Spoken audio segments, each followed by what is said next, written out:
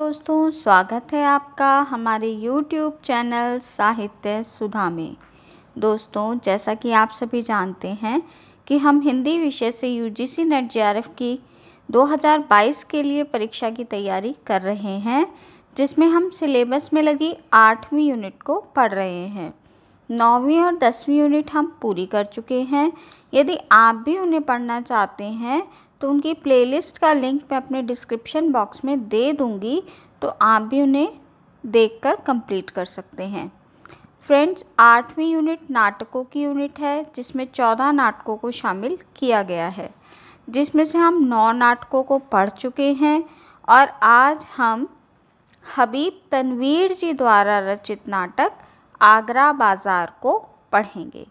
नाटक से पहले हम हबीब तनवीर जी के बारे में तथा उनके लेखन कार्य के बारे में जान लेते हैं, जो कि परीक्षा के दृष्टिकोण से बहुत उपयोगी है। हबीब तनवीर जी का जन्म सन 1923 को रायपुर में हुआ था, जो अब छत्तीसगढ़ की राजधानी है। हबीब तनवीर जी के बचपन का नाम हबीब अहमद खान था। उन्हें बचपन से ही कविता लिखने का शौक़ था। पहले उन्होंने छंद नाम से लिखना शुरू किया था और बाद में वह उनका नाम बन गया। हबीब तनवीर भारत के सबसे मशहूर लेखक, नाट्य निर्देशक, कवि और अभिनेता थे। तनवीर हिंदुस्तानी रंगमंच के शलाका पुरुष थे। उन्होंने लोकधर्मी रंगकर्म को पूरी दुनिया में प्रतिष्ठित किया और भारतीय रंगमंच को एक नया मुकाम दिया। बात करें इनकी कृतियों की, तो इनके बहुचर्चित जो नाटक हैं वे हैं आगरा बाज़ार, जो 1954 में आया और आज हम इसी को पढ़ने वाले हैं। मिट्टी की गाड़ी 1958 में आया और चरणदास चोर ये 1975 में आया। इनके अन्य नाटक हैं शतरंज के मोहरे, जो 1954 में आया, लाला शोहरत राय ये भी 1954 में आया, मिट्टी की गाड़ी 1958 में आया, गांव का नाम ससुराल हमार नाम दमाद ये 1973 में आया, हिरमा की अमर कहानी उत्तर रामचरित ये 1977 में आया, पोंगा पंडित 1990 में, जिन लाहौर नहीं देखा ये भी 1990 में, कामदेव का अपना बसंत ऋतु का सपना ये 1993 में, द ब्रोकन ब्रिज 1995 में, जहरीली हवा 2002 में और राज रक्त ये 2006 में आया। हबीब तनवीर जी को चरणदास चोर नाटक के लिए 1982 में एडिनबर्ग इंटरनेशनल ड्रामा फेस्टिवल से पुरस्कृत भी किया गया था। ये इनका एक फेमस नाटक है। नज़ीर अकबराबादी 18वीं सदी के भारतीय शायर थे, जिन्हें नज़्म का पिता कहा जाता है। उनकी सबसे प्रसिद्ध व्यंग्यात्मक गज़ल बंजारा नामा है। वे धर्मनिरपेक्ष व्यक्ति थे। हबीब तनवीर जी ने नज़ीर अकबराबादी को प्रतिष्ठित करने के लिए ही आगरा बाज़ार नाटक लिखा था। इसमें ये बात इम्पॉर्टेंट है दोस्तों कि ये जो हबीब तनवीर जी थे, ये नज़ीर अकबराबादी जो शायर थे उनसे काफ़ी इंस्पायर थे और उनकी एक गज़ल जो थी बंजारा नामा, उसी को प्रतिष्ठित करने के लिए उन्होंने आगरा बाज़ार नाटक लिखा है, यानी ये उसी के जैसी रचना है। हबीब तनवीर के शब्दों में हिंदुस्तानी लहजे में बात करने का सलीका आज भी नज़ीर अकबराबादी से सीखा जा सकता है। नज़ीर फ़कीर और दरवेशों में आज तक मकबूल हैं। इसके बाद उन्होंने एक और डेफिनेशन दी है। नज़ीर राह चलते नज़्में कहा करते थे और छोटे पेशे वाले लोग तथा भिखारी अक्सर उनसे नज़्मों की फरमाइश किया करते थे। वे उनकी बात कभी नहीं टालते थे। इसके आगे एक और इनकी डेफिनेशन है नज़ीर जी के बारे में ही। ये हकीकत है कि कलाम जिंदा जावेद हैं। ड्रामे के अंदर कलाम नज़ीर उस पहलू को उजागर करना चाहता था और उसी को मैंने अपना मौजू बनाया। नज़ीर उर्दू नज़्म के बाबा आदम हैं। ये सारी चीज़ें इन्होंने नज़ीर अकबराबादी के बारे में कही हैं, यानी इन शॉर्ट ये उनसे काफ़ी इंस्पायर थे और उन्हीं के जैसे रचनाएं इन्होंने काफ़ी लिखी हैं। आगरा बाज़ार नाटक का रचना काल सन 1954 है। स्थान इसका जो है वो आगरा के किनारी बाज़ार का एक चौराहा है। नाटक के 2 अंक हैं। नाटक में हास्य रस का प्रयोग अधिक है। दोस्तों, आगरा जो शहर है वहाँ पर अभी भी एक किनारी बाज़ार नाम का एक चौराहा मौजूद है, जिस चौराहे को स्थान बनाकर इस नाटक की रचना की गई है और नाटक में हास्य रस का अधिक प्रयोग किया गया है। हबीब तनवीर ने इस नाटक का 2 बार संशोधन भी किया, जो कि 1970 और 1989 में किया गया। ये बात इम्पॉर्टेंट है, एग्ज़ाम में पूछी जा सकती है। हबीब तनवीर ने इस नाटक का 2 बार संशोधन किया, ये मैं बता चुकी हूँ आपको। इसके बाद इस नाटक का सर्वप्रथम मंचन 14 मार्च सन 1954 को जामिया मिलिया इस्लामिया के कला विभाग के खुले मंच पर किया गया था। वहाँ पर इस नाटक का मंचन हुआ। इस नाटक का पुस्तक के रूप में प्रकाशन भी सन 1954 में आज़ाद किताब घर में हुआ था। इसके 2 संशोधित संस्करण, जो कि मैं पहले आपको बता चुकी हूँ, 1970 और 1989 में प्रकाशित हुए थे। आगरा बाज़ार नाटक की एक रचना हबीब तनवीर ने 18वीं सदी के भारतीय शायर और नज़्म के पिता कहे जाने वाले नज़ीर अकबराबादी को प्रतिष्ठित करने के लिए किया था। ये इस नाटक से संबंधित कुछ इम्पॉर्टेंट बातें हैं जिनसे प्रश्न बन सकते हैं। आगरा बाज़ार नाटक हबीब तनवीर की मौलिक रचना नहीं है। यह नाटक नज़ीर अकबराबादी की नज़मों पर आधारित है। मेरे बंद रचना गालिब के गज़लों पर आधारित है। अब इस नाटक के कुछ मुख्य बिंदुओं को देख लेते हैं। इस नाटक में सामाजिक और सांस्कृतिक समस्याओं का चित्रण किया गया है। नाटक में स्थानीय संस्कृति, लोक जीवन और लोक परंपराओं का चित्रण है। पुलिस व्यवस्था के कार्यशैली और व्यापारियों के दर्द का चित्रण है। व्यापारियों का दर्द इतिहास के फलक पर आधुनिक समस्याओं के रूप में चित्रित किया गया है। इस नज़्म के पितामह नज़ीर अकबराबादी को इस नाटक का उद्देश्य इस नज़्म के पितामह नज़ीर अकबराबादी को प्रतिष्ठित करना था। इस नाटक को जब ओखला में खेला गया था तब 75 आदमी मंच पर आए थे। कहने का तात्पर्य यह है कि नाटक में बहुत सारे पात्र हैं। अब आगे हम इस नाटक के पात्रों को देख लेते हैं।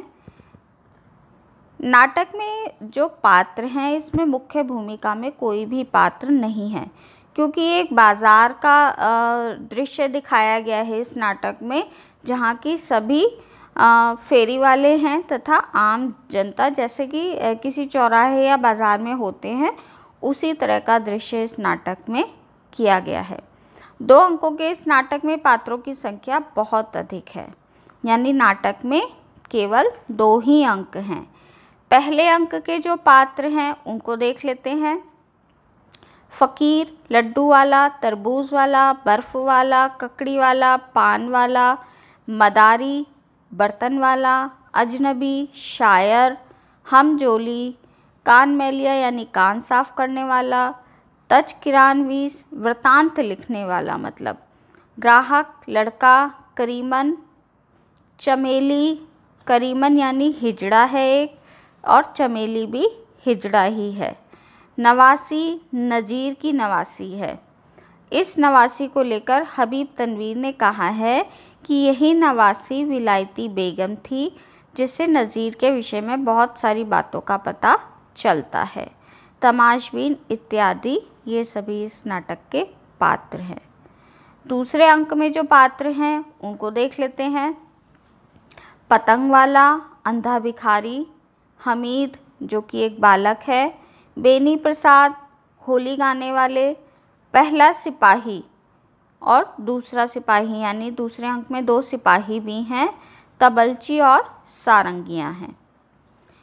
पात्रों की संख्या इस नाटक में बहुत अधिक है, जैसे मैं आपको पहले बता चुकी हूँ। तो इसमें जो नाटक का तत्व विधान है वो थोड़ा उससे त्रुटिपूर्ण हो गया है। कोई भी नाटक इतने अधिक पात्रों से थोड़ा कन्फ्यूज़न भरा हो जाता है, जो कि इस नाटक का एक प्रकार का दोष है।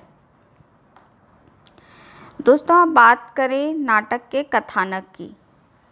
दोस्तों, नाटक के कथानक को शुरू करने से पहले मेरा आपसे अनुरोध है कि यदि आपको मेरी वीडियो अच्छी लगे तो मेरे चैनल को सब्सक्राइब करना ना भूलें। वीडियो को पूरा देखें, लाइक और शेयर भी कीजिए। साथ ही बेल आइकन को भी दबा दें ताकि मेरी आने वाली सभी वीडियो की नोटिफिकेशन आपको मिल सके। चलिए देख लेते हैं नाटक के कथानक को। आगरा बाज़ार नाटक का एक ऐसे ककड़ी बेचने आगरा बाज़ार जो नाटक है वह एक ऐसे ककड़ी बेचने वाले की कहानी है जिसकी ककड़ी कोई नहीं खरीदता। जब वह अपनी ककड़ी नज़ीर अकबराबादी की कविताओं का वाचन करते हुए बेचता है, तब उसकी ककड़ियाँ बिकने लगती हैं। नाटक का आरंभ 2 फ़कीर शहर शोआब नाटक के आरंभ में 2 फ़कीर जो होते हैं वे गाते हुए प्रवेश करते हैं। एक फ़कीर कफनी पहने हुए, एक हाथ में भिक्षा का पात्र यानी कशकोल लिए हुए है और तस्बीह यानी जपने की माला लिए हुए है। दोस्तों, इसमें थोड़े ये मुस्लिम धर्म के जो चीज़ें होती हैं उसका प्रयोग हुआ है, जिसको हमें उनके नाम ध्यान रखने हैं। कई बार प्रश्न बन जाता है। यानी इसमें भिक्षा के पात्र को कशकोल कहा गया है और जपने की जो माला होती है वो तस्बीह कही गई है। और दूसरे फ़कीर के हाथ में एक डंडा और लोहे का कड़ा है। दोनों नज़्म पढ़ते हैं और ताल पर कड़े बजाते हुए बाहर चले जाते हैं। यह नज़ीर की कविता है। इस कविता में नगर की दुर्दशा का वर्णन है। वे दोनों फ़कीर जो थे वे नज़ीर की कविता गा रहे थे। नाटक फ़कीरों के गीत से शुरू होता है जिसमें आगरा के बाज़ार की झलक है। सर्राफ, बनिए, जौहरी, सेठ और साहूकार देते थे सबको नगद, सो खाते हैं उधार। बाजारे में उड़े हैं पड़ी खाक बेशुमार, बैठे हैं यूँ दुकानों में अपनी दुकानदार, जैसे कि चोर बैठे हों कैदी कतारबंद। ये कुछ लाइनें हैं जिनको वे दोनों फ़कीर गा रहे थे। इस एक ही नज़म से आगरा बाज़ार का पूरा माहौल सामने आ जाता है, जिसमें किसी भी व्यापारी का कोई सामान बिक नहीं रहा है, रोजी की मार है और भयानक मंदी है। बाज़ार में विभिन्न प्रकार के चरित्र हैं। लकड़ी बेचने वाला, पान बेचने वाला, लड्डू बेचने वाला, किताब बेचने वाला, एक उदीयमान कवि, एक ईर्ष्यालु कवि, एक ईमानदार आलोचक, नज़ीर का प्रशंसक, एक तवायफ, नाजी की नज़मों को गाने वाला एक युवक, होली खेलने वालों का दल, पुलिस का आदमी, पतंग वाला। इस बाज़ार में सभी लोग आते हैं। यहाँ उत्सव भी मनाए जाते हैं। ये सभी पात्र किसी न किसी तरह से नज़ीर से जुड़े हुए हैं। इन पात्रों के संवादों से ही नज़ीर की छवि बनती है। यह भी दिखता है कि शहर में अदब के लोग जहाँ नज़ीर को हिकारत से देखते हैं, वहीं मदारी, तवायफ, ककड़ी बेचने वाले ने उनकी शायरी को कंठ दिया है, यानी उनकी शायरी गाकर वे अपना सामान बेचते हैं। बाज़ार में सभी दुकानदार कुछ न कुछ बोलकर अपना सामान बेचने का प्रयास करते हैं। जैसे कि हम आमतौर पर भी देखते हैं कि दुकानदार या फेरी वाले कुछ ना कुछ बोलते हैं अपना सामान बेचने के लिए, परंतु सभी दुकानदारों की स्थिति एक जैसी है। इनमें से किसी का भी सामान बिक नहीं रहा है। मदारी आता है, बंदर का नाच दिखाता है। सभी दुकानदार अपना सामान बेचने के लिए आवाज़ें लगाते हैं। इसी बीच मदारी वाला ककड़ी वाले पर क्रोधित होकर कहता है कि तुम्हारे ककड़ी बेचने के कारण सभी लोग चले गए, जिससे हमें कुछ भी नहीं मिला। इस बात से आपस में लड्डू वाला, तरबूज वाला, ककड़ी वाला और मदारी वाला के बीच कुछ कहासुनी हो जाती है। इसी बीच नाटक में फ़कीर आता है। यह नज़्म गाने लगता है। फ़कीर की नज़्म सुनकर ककड़ी वाले के दिमाग में एक बात आती है और वह यह सोचता है, क्यों ना मैं भी फ़कीर की तरह नज़्म गाकर ककड़ी बेचने का प्रयास करूं, जिससे लोग आकर्षित होकर ककड़ी खरीदने के लिए आए। नाटक में एक शायर हमजोली के साथ किताब वाले के पास आता है। वह शायरी कहता है, हमजोली भी उसका साथ देता है। अब ये शायर के शब्द हैं जो मैं आगे आपको बता रही हूँ। दिल्ली में आज भीख भी मिलती नहीं उन्हें, था कल तलक दिमाग जिन्हें ताज़ो तख्त का। ये शायर कहता है। किताब वाला कहता है, वाह वाह, सुभान अल्लाह। इसी तरह की बातें चलती रहती हैं। उसी समय वृतांत लिखने वाला किताब की दुकान पर आता है। दुकान पर बैठकर वह सबसे बातें करने लगता है। ककड़ी वाले ने शायर और हमजोली से कहा, कुछ नज़म हमारे ककड़ी पर भी लिख दीजिए, लेकिन उन लोगों ने इनकार कर दिया। उसे नज़ीर के पास जाने की सलाह दी। यहाँ पर शायर तजकिरानवीस से कहता है कि यह गरीब सुबह से आपकी राह तक रहा है। आप आए तो आपसे दो चार शायरी अपनी ककड़ी पर लिखवाए, लेकिन आपने उसकी बात का जवाब ही नहीं दिया। तजकिरानवीस कहता है, मैं ऐसे वैसे से बात करके अपनी ज़ुबान ख़राब नहीं करना चाहता। किताब वाला कहता है, क्या मियाँ, आप भी मीर साहब के नक्शे कदम पर चल रहे हैं।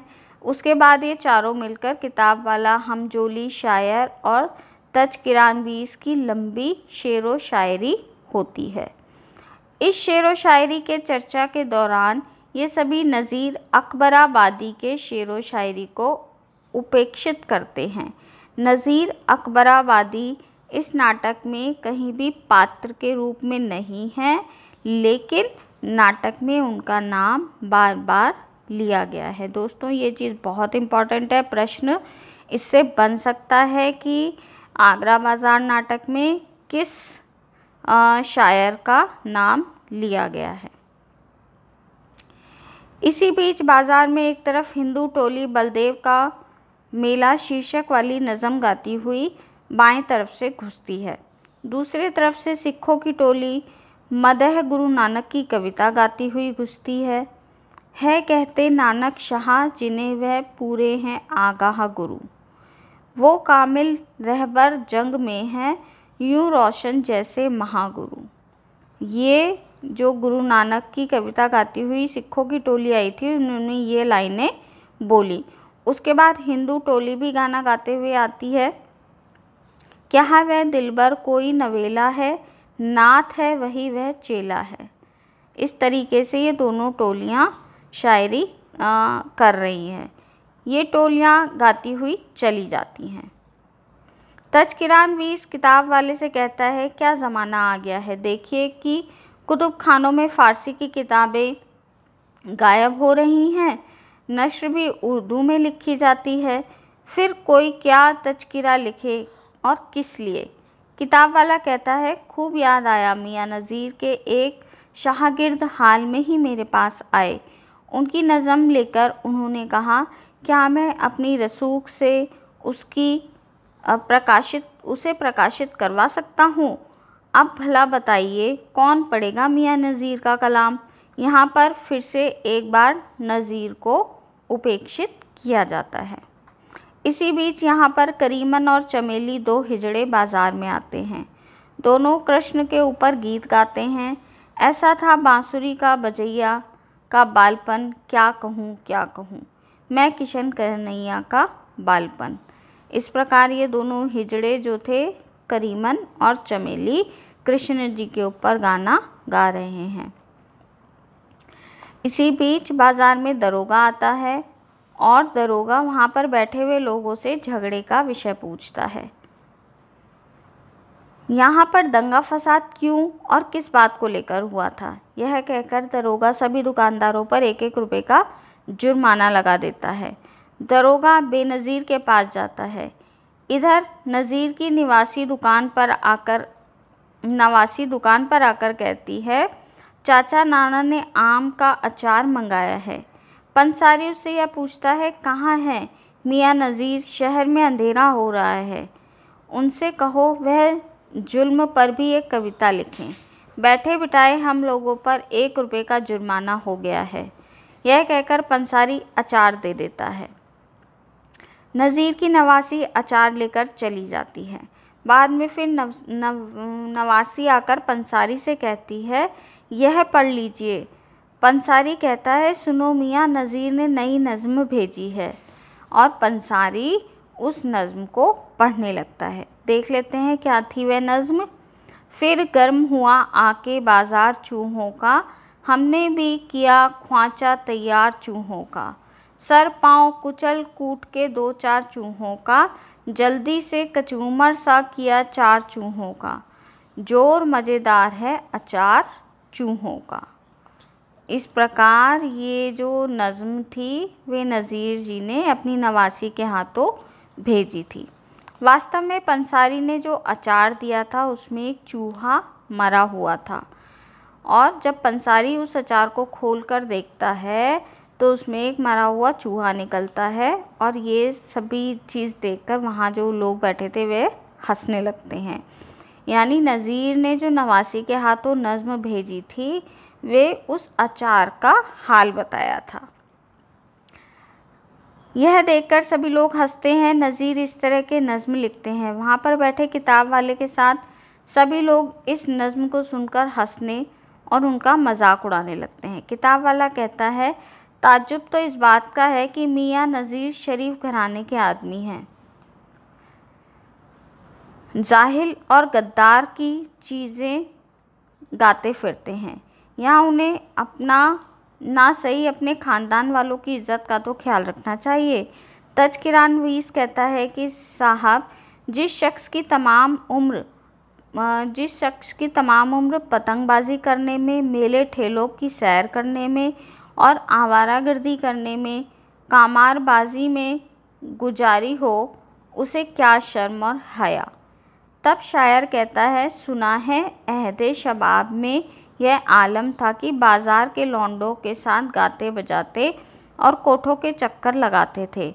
होली के दिनों में बाकायदा रंग खेलते और हर रस्म में शरीक होते थे।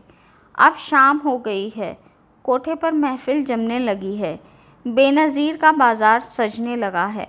वहाँ पर सुहादा आता है। इसी बीच तमाशबीन भी आ जाता है और महफिल जम जाती है। यहाँ नज़्म शुरू हो जाती है। बीच में दरोगा आता है। दरोगा बेनज़ीर के साथ मुलाकात करना चाहता है, किंतु बेनज़ीर उससे मना कर देती है, क्योंकि वे पहले ही किसी से सौदा करके अपना टाइम दे चुकी थी। यहाँ बेनज़ीर के कल आने के लिए कहने पर सहमति भरते हुए दरोगा वहाँ से चला जाता है। यहाँ फिर फ़कीर आते हैं और एक नज़्म गाते हैं। पैसे का ही अमीर के दिल में ख्याल है, पैसे का ही फ़कीर भी करता सवाल है। पैसे ही रंग रूप है, पैसे ही माल हैं, पैसे ना हो तो आदमी खर्चे की चरखे की माल है। ये वे 2 फ़कीर गाते हैं और यहाँ पर नाटक का पहला अंक समाप्त हो जाता है। अब नाटक के दूसरे अंक की शुरुआत यहाँ से दिखाई गई है। नाटक के दूसरे अंक में फ़कीर बंजारा गाते हुए आते हैं। टुक हिरसो हवा को छोड़ मियाँ, मत देश विदेश फिर मारा। कज़ाक अजल का लूटे है, दिन रात बजाकर नकारा। क्या बधिया भैंस बैल, शूटर क्या गोई, पल्ला सरभारा। क्या गेहूँ चावल मोठ मटर, क्या आग धुआं क्या अंगारा।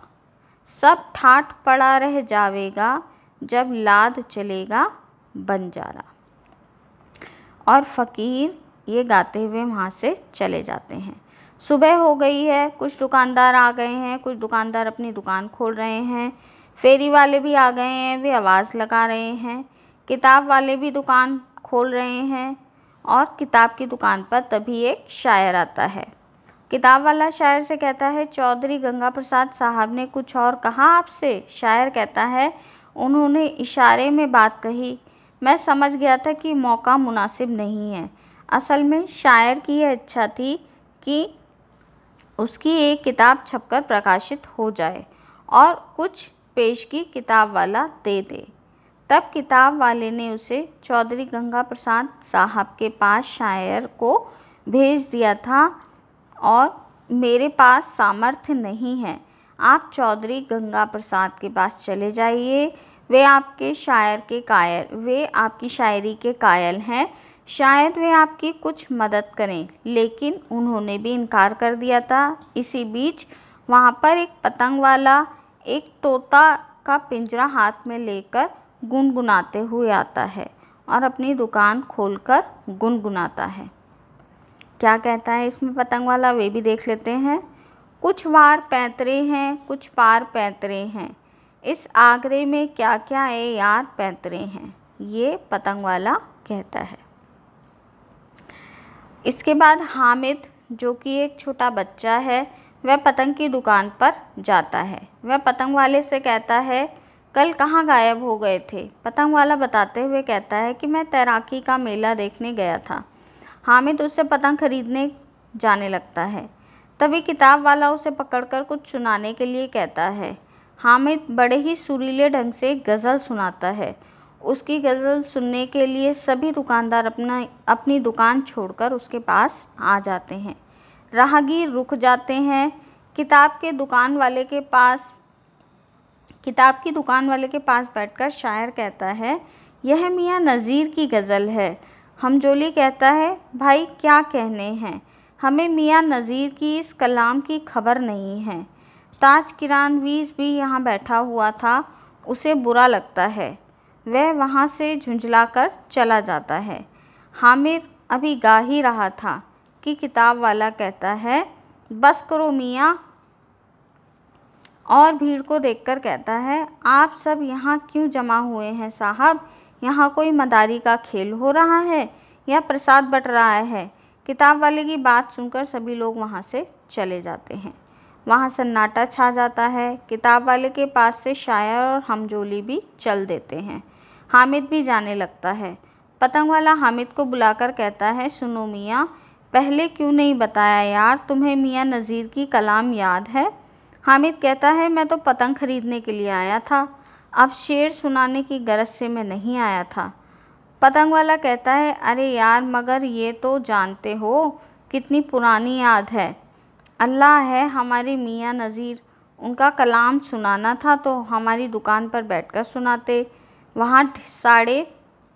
वहाँ शेर पढ़कर उनको भी बेइज्जत किया और हमें भी। हामिद से पतंग वाला बहुत सारी नज़मों को सुनाने के लिए कहता है। हामिद भी रह रहकर नज़ीर के नज़मों को सुनाता है। बहुत सारे लोग वहाँ पर जमा हो जाते हैं, उसमें खोमचे वाला भी शामिल हो जाता है। फिर एक अंधा भिखारी कटोरा लेकर एक औरत के साथ आता है और वह भी गाने लगता है। क्या गा रहा है वह, देख लेते हैं। पहले नाव गणेश का लीजिए शीस नवाए, जैसे कारज सिद्ध हो सदा मुहूर्त लाए। खुशी रहे दिन रात वह, कभी न हो दिलगीर, महिमा उसकी भी रहे जिसका नाम नज़ीर। तो दोस्तों, ये भी यहाँ पर जो भिखारी है वे भी नज़ीर को ही ईश्वर का दर्जा देकर उन्हें याद कर रहा है। इसी समय होली गाने वाले भी आते हैं और वे गाते हैं, हो नाच रंगीली परियों का, बैठे हो गुलरू रंग भरे, कुछ भीगी ताने होली की, कुछ नाजो अदा के ढंग भरे। तब पतंग वाला कहता है, सुन लिया बेनी प्रसाद, होली के मौके पर इससे बेहतर नज़म और क्या हो सकती है। अब नाटक में दो सिपाही आते हैं। वे बेनज़ीर के कोठे के पास खड़े होकर इंतज़ार करते हैं कि मजनू निकले तो उसे उठाकर वहाँ से ले जाएं, क्योंकि दरोगा जी ने उनसे बुलाया है। इसी बीच मदारी भी आता है और वह अपने नज़म गाता है। इसके बाद ककड़ी वाला आता है और पतंग वाले से कहता है, ये मियाँ हज़रत नज़ीर कहाँ रहते हैं, मुझे उनसे अपनी ककड़ी के ऊपर कुछ शेर लिखवाने हैं। पतंग वाला नज़ीर का पता बता देता है। ककड़ी वाला नज़ीर के पते पर पहुंच जाता है। गंगा प्रसाद जी बड़े दुकान वाले हैं। वे पतंग वाले की दुकान पर आते हैं और उससे कहते हैं कि मैं तो अब उर्दू फ़ारसी की किताबों से पार पा लिया। मैंने फ़ैसला लिया है कि दिल्ली से अंग्रेज़ी ज़बान में एक अखबार साया करूं, यानी छपवाऊं। मैं आपसे यही कहने आया हूं कि आप भी ये धंधा छोड़ दीजिए और अखबार रसायल के काम में लग जाइए। नया ज़माना है, नए ज़माने के मुताबिक रबिश इख्तियार कीजिए। किताब वाले और गंगा प्रसाद के बीच लंबी बातें होती हैं। किताब वाले को गंगा प्रसाद समय देकर चले जाते हैं। इधर बेनज़ीर के कोठे से सौदा नीचे उतरता है। सिपाही सौदा को पकड़कर ले जाते हैं और उसे कहते हैं, कल यहाँ तुमने फसाद करवाया था, इसलिए चल तुझे साहब ने बुलाया है। ककड़ी वाला दाखिल होता है। उसका चेहरा खिला हुआ है, होठों पर गाना है। उसके पीछे बच्चे शोर मचाते हुए एक कतार में अंदर आते हैं और वह अब गाना गा गा कर ककड़ियाँ बेच रहा है। दोस्तों, यही इस नाटक की इम्पॉर्टेंट बात है कि ककड़ी वाले को अब नज़ीर से एक गज़ल मिल गई है, जिसको गाकर वे अपनी ककड़ियाँ अब बेचने वाला है। तो देख लेते हैं उनकी गज़ल की कुछ लाइनें। क्या प्यारी प्यारी मीठी और पतली पतलियाँ हैं, गन्ने की पारियाँ हैं, रेशम की तकलियाँ हैं, फरहाद की निगाहें, शीरी की हंसलियाँ हैं, मजनू की सर्द आहें, लैला की उंगलियाँ हैं। क्या खूब नरमो नाजुक इस आगरे की ककड़ी, और जिसमें खस काफिर इस कदरे की ककड़ी। तो दोस्तों, ये जो थी ये ककड़ी वाला इस नज़्म को गाकर ककड़ी बेचने लगता है। इस तरह वह गा गा कर ककड़ी बेचता है, तब उसकी ककड़ियाँ खूब बिकने लगती हैं। इसी तरह तरबूज वाला, लड्डू वाला भी गाते हुए अपना सामान बेचते हैं।